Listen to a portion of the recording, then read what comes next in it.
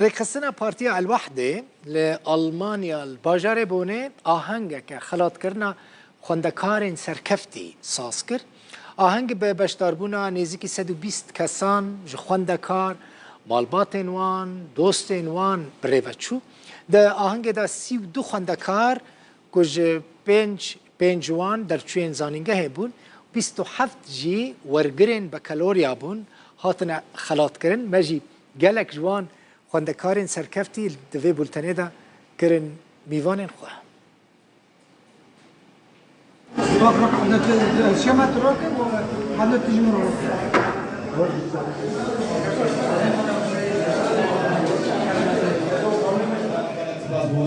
بجدارياوي وقوي أي رقيب هر ما يقول أبي باركيا خواه باركيا يكتيا ديمقراطة السوري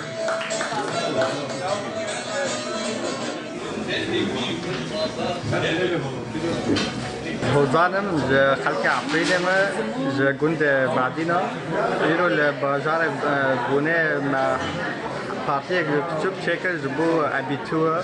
شاهينك أبيتوا ما شكل الفرق تفاش بوم جبو بارتي كتير بمكان فلسطين جبو ما تكريم كير ما تشت داما وهنرمند ما مازن شبان پرواج دبربو أوجي تشتك مازن داما اسپاسيا داي خودكم باقي خودكم أنا حموش بامبون اسپاسيا حمول. Es ist eine Ehre und ja, ein bisschen stolz bin ich auch. Auf meine Familie.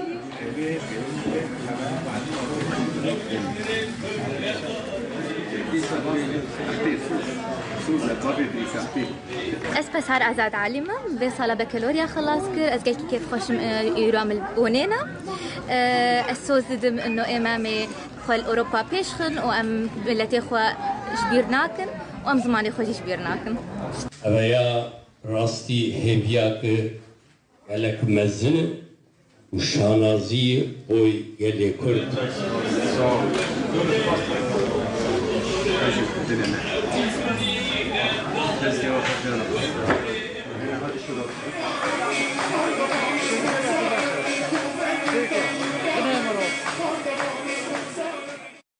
هند خوندنا خدا بسر کفن بنیرن بوی آواهی هم هونه بین خلات کرن هم جی هونه ببن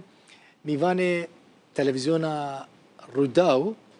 هین ام لبواد گرم براستی گلک هسنه